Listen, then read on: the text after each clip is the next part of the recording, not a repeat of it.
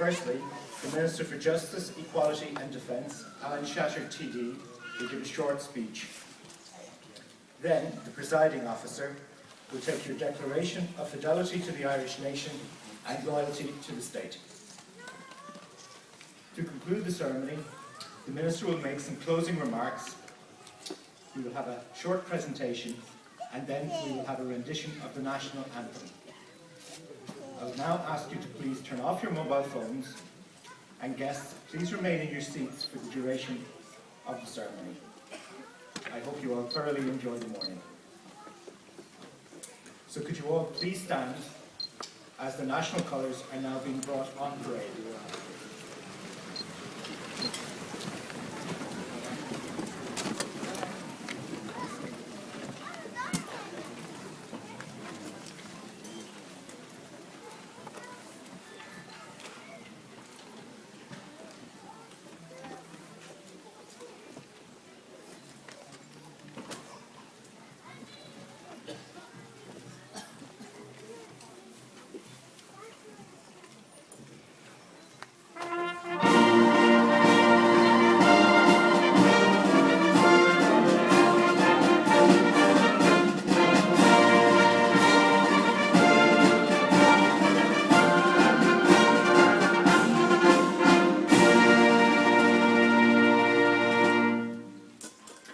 Please remain standing for the entrance of the Minister for Justice, Equality and Defence, Alan Shatter TD, and the presiding officer, retired Judge Catherine McGuinness.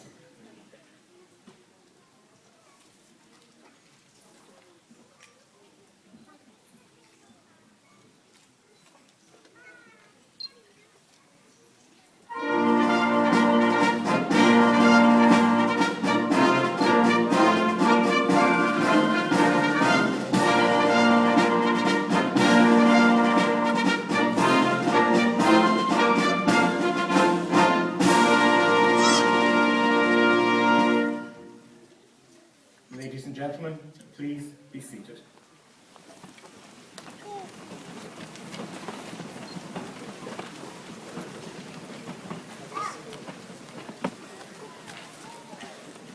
I present the Minister for Justice, Equality and Defence, Alan Shatter TD.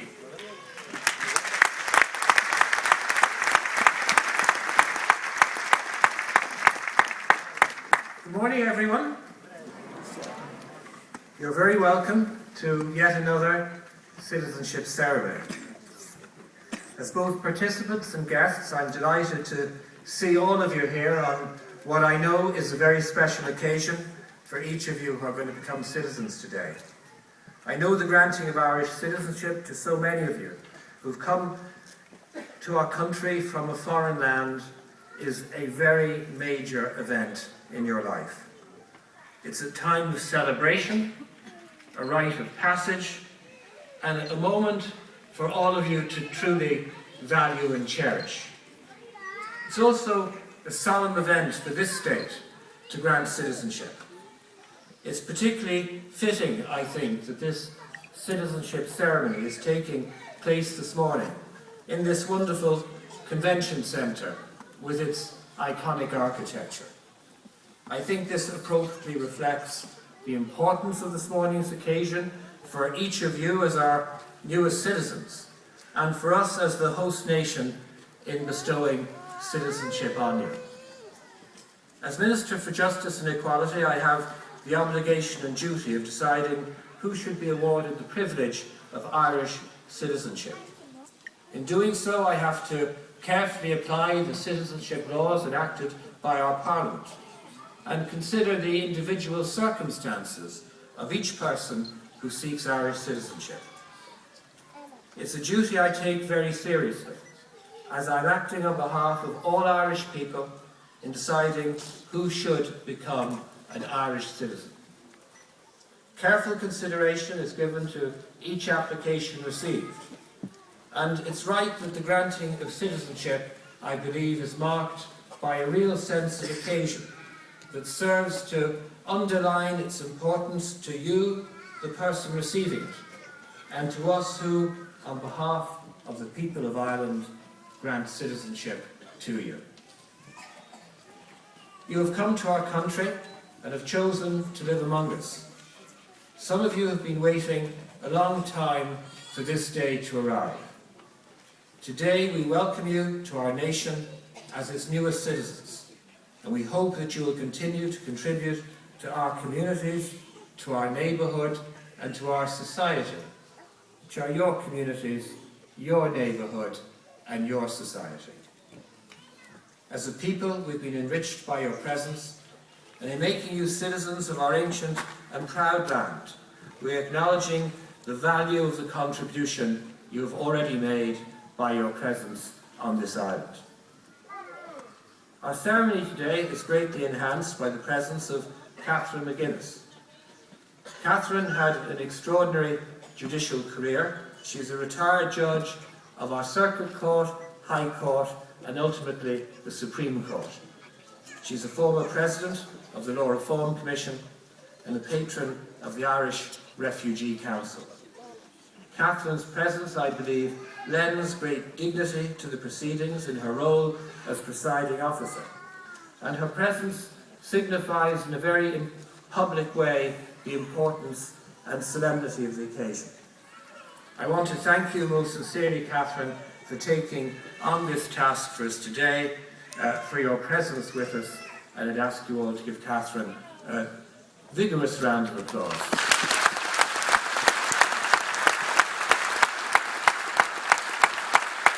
As you came in this morning, you would have heard the wonderful music of the #1 Army Band.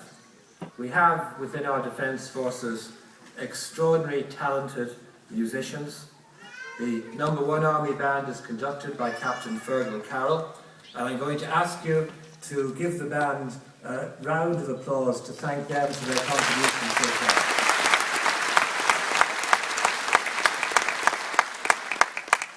The great advantage of being both Minister for Justice and Minister for Defence is that we can bring what is available in the two great departments of which I'm a minister to participate in these ceremonies. As well as having the Army Band, we have the colour party under the command of Captain Gillian Martin, who walked in onto stage with the Irish flag, the tricolour, the flag that is about to be your flag. Please give them a round of applause. I also want to thank the staff of my own department, in particular the staff of the Citizenship section in Tipperary, who have been instrumental in organising today's programme of ceremonies, and why not give them a round of applause as well. I mentioned earlier the length of time. Many of you here today would have waited for your citizenship application to be processed. But many of you will have waited not quite as long as was the case when we first came into government in 2011. When the government came into office some 26 months ago, on the 9th of March 2011, there was an enormous backlog, approximately 22,000 citizenship applications awaiting decision. Approximately 17,000 of these had been waiting in a barely moving queue for in excess of 6 months, but there was an average waiting time of in excess of 2 years. Indeed, some people had waited 3 to 4 years to have their application dealt with. Having made decisions on almost 53,000 applications in the just over 2 years since I took office, including over 15,000 so far this year, I think I can safely say that the steps that we initiated within my department to deal with the backlog of citizenship applications have been a huge success, and they're partly the reason why all of you are with us this morning. This ceremony, along with 2 others taking place here today, together with the 66 other ceremonies which have taken place since we introduced this universally welcomed initiative in June 2011, is a major celebratory event in the citizenship process. Citizenship ceremonies have also been pivotal in addressing the backlog that had occurred. Had we not put them in place, our district courts, where you would have been in the past required to make the declaration or the oath you're going to take today, would have been overwhelmed by the sheer volume of applicants. This, of course, would also have meant that you'd have to endure further delays before becoming an Irish citizen. It was on the 24th of June 2011, almost 2 years ago, that the first citizenship ceremony ever held in this state took place in the Dublin Castle Convention Centre. On that day, we welcomed 73 new citizens to our national family. Today, in the state-of-the-art venue, we will be welcoming 2,700 new citizens to our national family.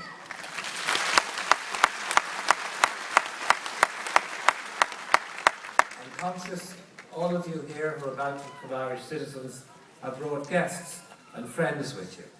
And I think your presence here today deserves a big round of applause from those who have accompanied you to this fantastic ceremony. The most visible sign of your becoming an Irish citizen today is a formal legal document, your certificate of naturalisation. I've no doubt it will take pride of place in many of your homes. The certificate is, of course, hugely valued by each of you individually, but in a wider sense, it portrays in a simple but powerful way the unprecedented changes in the demography or population of this state.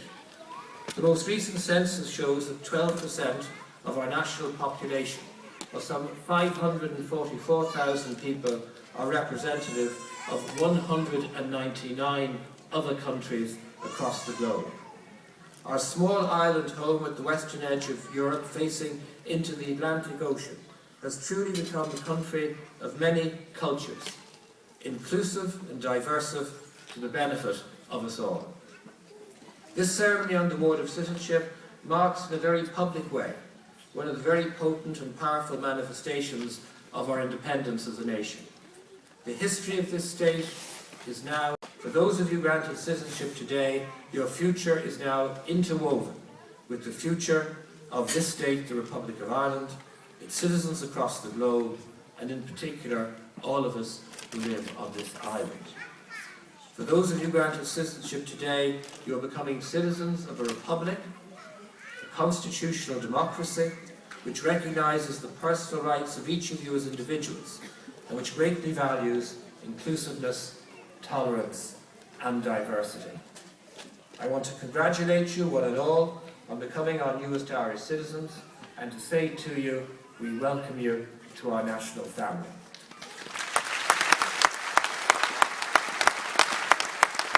I now want to formally introduce Judge Catherine McGuinness and ask Catherine to administer the Declaration of Fidelity, in which you publicly declare your loyalty to our nation and fidelity to our state, as well as undertaking to faithfully observe the laws of the state and to importantly respect its democratic values. Thank you very much.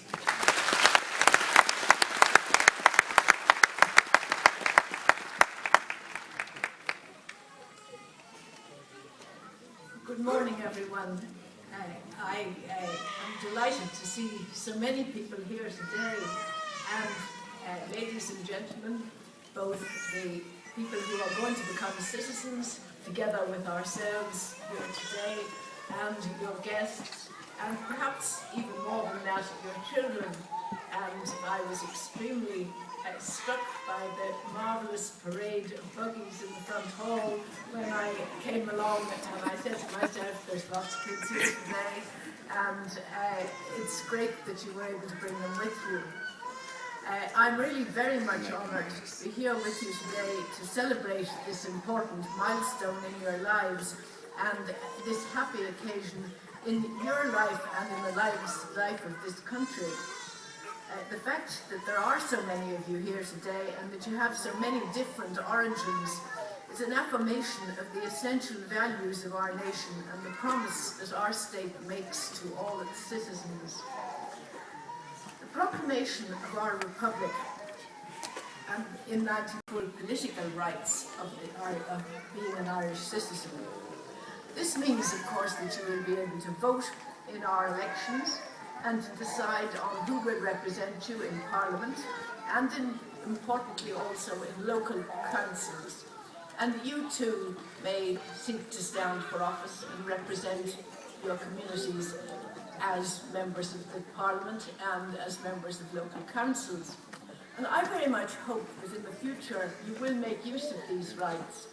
Firstly, that now that you've become citizens, that you should register to be electors, that you should use the vote, and that you should, as time goes on, perhaps become part of our political system yourselves. And that seems to me to be a crucial part of the democratic political system. And this also means, of course, that the highest office in the land will be open to you to aspire to as well. But along with your rights of citizens goes the duty of all citizens. Rights and duties are always balanced, and this is not just a legal concept, but a reality in life, and one that I'm sure you understand. That it's the duty of all citizens to promote not just their own well-being and that of their family, but also the social, cultural and economic life of their communities, of their towns and cities, and that of the country as a whole. And you can refer that back to what I've already said about taking part in the system. As new citizens, you will make a contribution. You will contribute to the creation of a new, inclusive and diverse society here in Ireland. You're bringing, as the Minister has said, your own culture and traditions and your own unique experiences, perhaps your music, your literature and all the things that belong to you. You're bringing this to this country. And as you join all these to our culture and our literature, our music, our sport and so on, you are creating a new Irishness, and I think that's very important, that we have a new Irishness that includes everyone who's an Irish citizen. This is an enrichment of our society and of our national life, and will make Ireland a stronger and better place. Citizens who participate in the public life of the country ensure that a diversity of views and experience go towards making the decisions that affect us all. And citizens working together to achieve a common goal are best able to fulfil the promise of the best that this state can be. We all worked hard to attain our common citizenship, and when you leave today, we must all work together hard to sustain it. By your voluntary declaration of fidelity to the nation and loyalty to the state, you affirm the values that underpin our republic, and you renew these values in each of us. So now, ladies and gentlemen, I'm going to invite all the candidates for citizenship to stand. This is the candidates for citizenship just to stand as I formally administer this declaration. First, I'm going to explain what we're going to do. It has to be done kind of in small sections. I will say the word I, and then all of you will say out loud your own name. You know, your own special name, that's your individual name. And then I will say the word of, and all of you will say out loud your own address. Now, this is your own address, not necessarily just where you stayed last night, but your own proper address. And after that, I will say each line of the declaration, and you will repeat each line after me. Each line is only a few words, so it's not difficult. So let us begin in that way. I, Catherine Lewis, of born in the harbour of Bedrock, having applied to the Minister for Justice and Equality for a certificate of naturalisation, hereby solemnly declare my fidelity to the Irish nation and my loyalty to the state. I undertake to faithfully observe the laws of the state and to respect its democratic values,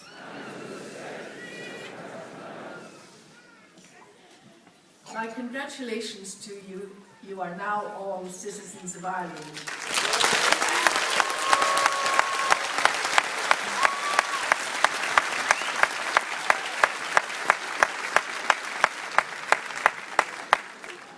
So now you can please be seated, and I just want to call now on Mr. Schaffer to make a couple of closing remarks.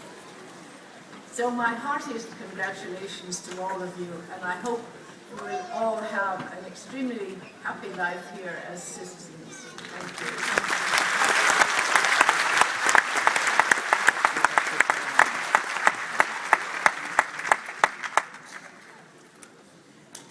I start off by congratulating all of you now who become citizens.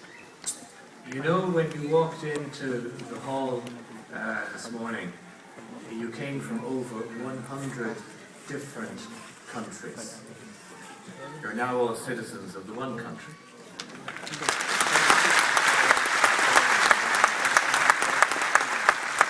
Now, I don't want people to get too comfortable, so everyone who's just taken the oath and become an Irish citizen, I want you to stand up once more.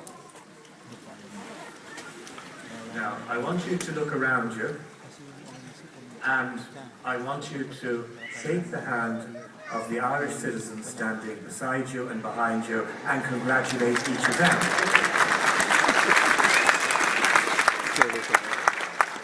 Now, when you've done that, I'm going to ask you to all sit down again. I'm a bit nervous, there's one or two people getting over-enthusiastic.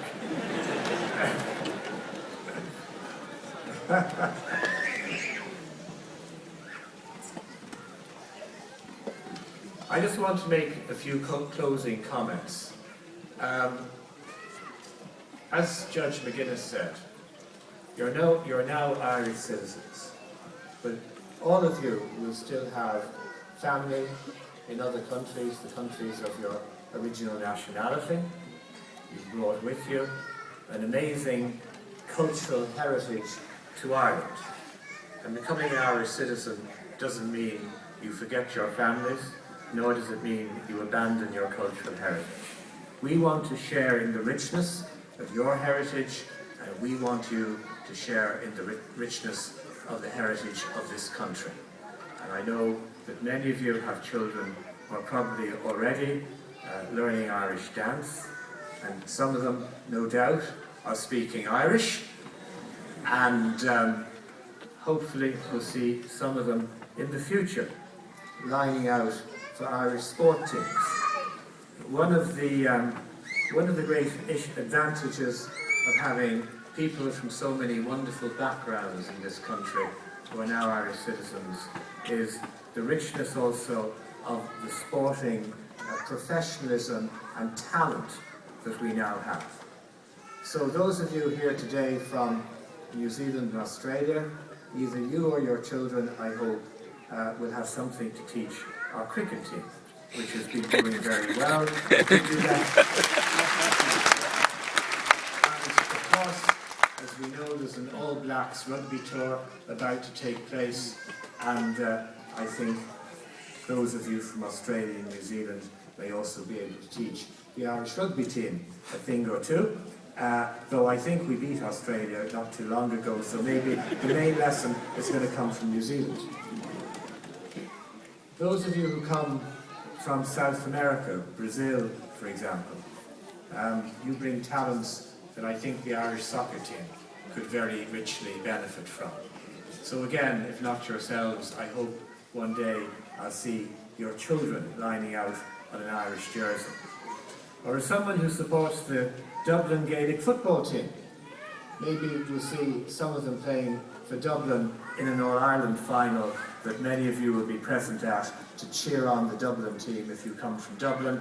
If you come from other counties, you're welcome to let your children play for them, but we want the talent in Dublin.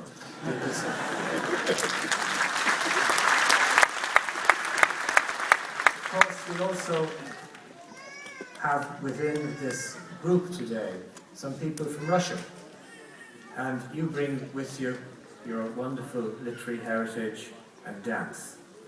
and particularly in the area of ballet. There's a rich and wonderful tradition in Russia, which I know and I hope will contribute and add to the Irish dancing tradition. We have a number of people here from the Philippines, and their wonderful involvement in our health services and our nursing services. I want to thank them for the work they do, and to say that we're truly proud to have you as Irish citizens. We have, in fact, quite a number of people I know amongst us today from the caring professions, from the medical profession and from other areas who are looking after people in our hospitals, looking after our elderly in nursing homes, and the work you do is invaluable, and I'd ask that they be given a round of applause. As Minister for Justice, I have a particular interest. We have here, as you know, the Army Band, and on occasions at citizenship ceremonies we have the Garda Band, and they both play wonderful music. And perhaps in the future, if not yourselves, your children might join the Garda Síochána and help preserve peace and the rule of law in their local communities, or maybe join our defence forces and participate in peacekeeping missions in the United Nations. I hope that we see that, and I know already that there's a very substantial contribution being made by our emigrant communities in the Garda Reserve. So these are all things that I hope you have the opportunity to see family members engaged in. Those of you who are parents, I hope you will be able to attend the ceremony, graduation ceremony, the Garda Síochána, or of the Defence Forces, where some of your children are proudly wearing the Army or the Garda uniform. Now,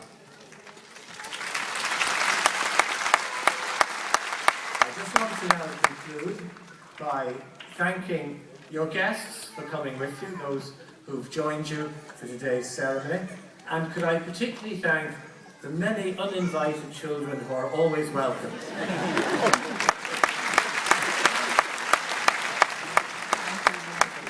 I think it's the presence of children in the audience, and they're so wonderfully well behaved. But it would take away from the family occasion this truly is if they all remain totally silent. So we never expect them to do that. So could we have a big round of applause for the children?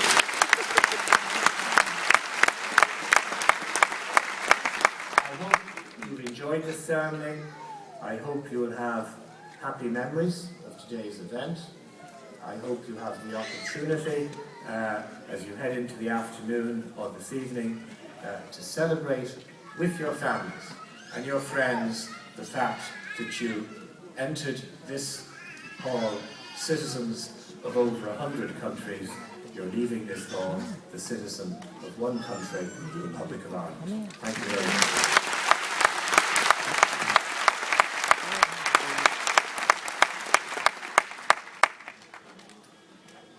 Before we play the national anthem, uniquely today, we will have a short presentation. Africa World newspaper recently named Minister Shatter Man of the Year 2012.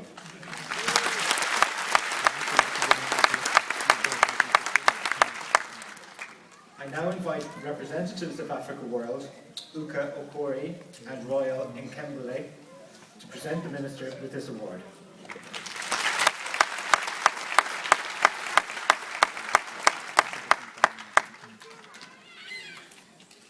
Citizens of the Republic of Ireland, congratulations on your award today.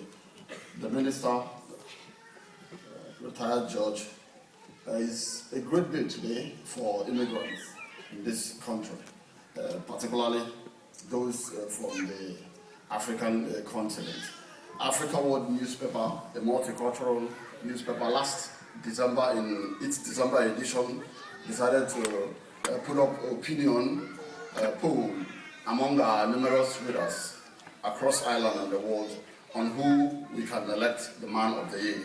And Alan Shatter came top because of the wonderful things you have been doing.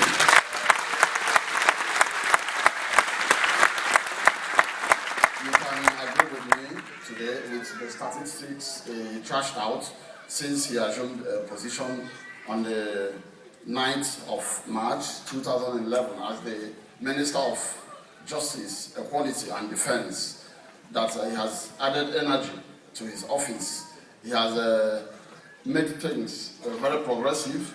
He has opened the doors for a lot of us in this country. One of our leaders just said that he has really given a new hope to his children, and that is why today is a special occasion. So we congratulate you. Before I call up the minister to take up the award, it is incumbent on us, since we have the new power to act, to react, to contribute. Many of us have been down praying for this day, and today has finally come. It was Kennedy who said in America that seek what you can do for America, not what America can do for you. It is now up to you to know what you can do for the Republic of Ireland.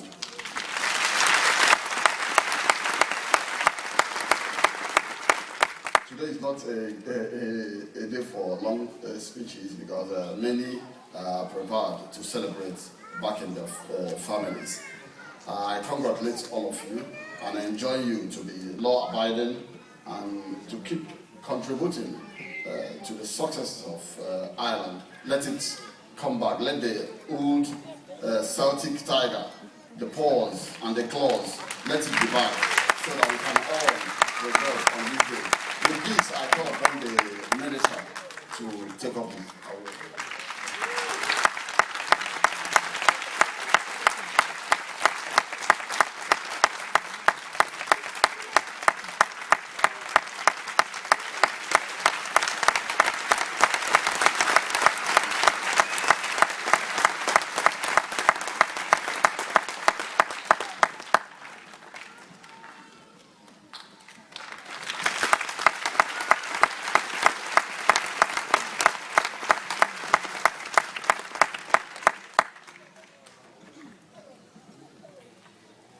Thank you very much, Uke and Royale from Africa World Newspaper.